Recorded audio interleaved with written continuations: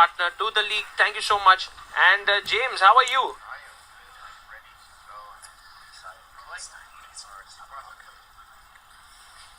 There we go. What's up, guys? Hello, hello. Hey, Sagar, and of course, GCO. We're ready to play. Ready to watch the players play. This is very important. Oh, E4, C5. Oh, spicy chess already, Sagar. Yeah, we have the same opening that was here by Hikaru Nakamura. The accelerated dragon is on the board with G6. What a nice move there by Hikaru, because he's going for the same opening, James, that he played against Magnus Carlsen, Vishianand. Yes, of course. This I definitely love some hyper accelerated dragon here with this move order, but the problem is the Moraxi bind, which is what MVO is playing right now, which is quite annoying. And of course, right now there could be a repetition of moves. This is all theory so far, straight from the book. Queen back to D8, and he can repeat with knight D4 and queen B6. And you can try to play on. You can even double fiend kettle the bishops if you like, playing moves like B6 and bishop to B7. Totally up to Hikaru if he wants to continue to play here, but there is a repetition generally speaking here. Right, and I guess MVL would want to play on. We can look at this beautiful bishop down the board, which MVL may want to neutralize at some point, but for now, he brings his queen up and defends the pawn. Queen D2 and D6, and now we have a general just Moraxi bind type of structure here. And of course, knight to C3. You can give up the bishop, but that is just not something we're trying to do. You can play knight f6 and knight over to d7, try to swing it around to c5. There he goes, knight f6. White just generally has more space here, and of course preferred in these type of positions, but very playable for black. Yeah, this one is looking good in the opening, and we have the next board on here. We go to the game between MVL and Hikaru, and you can see that a lot has happened on this board. The queens have been traded.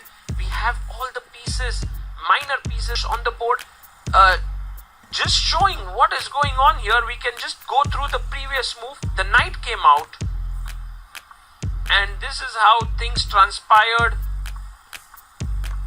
The knight A1, don't try that one at home. That's great. And this is how we reached the position here, James. I have a feeling that for now, black is quite happy with the position because has the beautiful bishop on the diagonal. The knights are well placed. Maybe heading towards an equality, you think? Absolutely. You think that Hikaru can press here?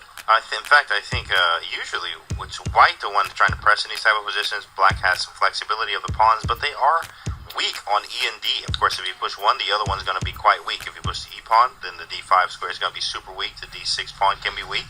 Can't really push the D pawn either because, of course, it's restricted, which makes the E pawn weak as well here. But sort of level, I think black has enough counterplay, but we do have to watch out for these pawns on E, E6, and B6 as they can come under fire after bringing the rooks to E and D1. But the king on D3 is just in the way, kind of thing. Like, we would love to move the rook, or at least move the king somewhere safe while attacking these pawns, but not the most realistic. Yeah, and you can look at Hikaru Nakamura there, looking at the big screen and trying to gauge the positions of his teammates, because this is the moment where he has to decide whether he should take a decision that would take the game towards a draw, or should he find a more fighting option. He does play the check Knight here. C5 check. Are you going to take it or not? That is the question. Yeah, if you take here, you will be giving up your bishop, and it will change the dynamic of the position slightly.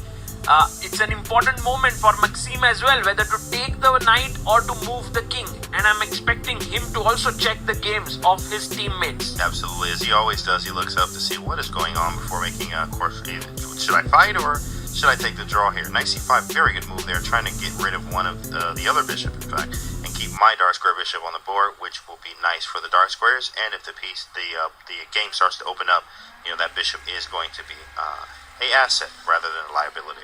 Absolutely.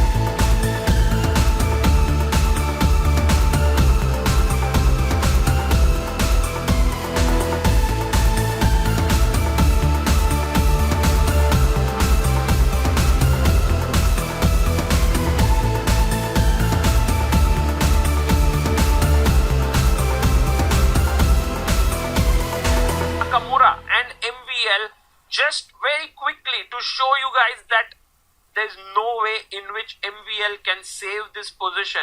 Hikaru Nakamura is completely zoned in. He's also making his moves in a very relaxed way. James, even winning, he's just moving his pieces like, yeah, I know this, I'm winning this. Right, yeah, of course. I'm of a piece here. Now, of course, there is some technique involved here, and also MVL is lower on time. But it's just going to take a while. We have to move our pieces around, probably grab a pawn at some point. Because it's not that easy, but it is going to be one. Yeah, this is going to be a win for the American Gambits. Moving to board number 2, where Vidit Gujarat board has just finished. Here you can see Hikaru made the final move there. Rook behind the pawn and MVL resigned. Hikaru scoring an important win for his team, the American Gambits. Very nice from Hikaru here. Just got it done. It seemed like he was just comfortable the entire game.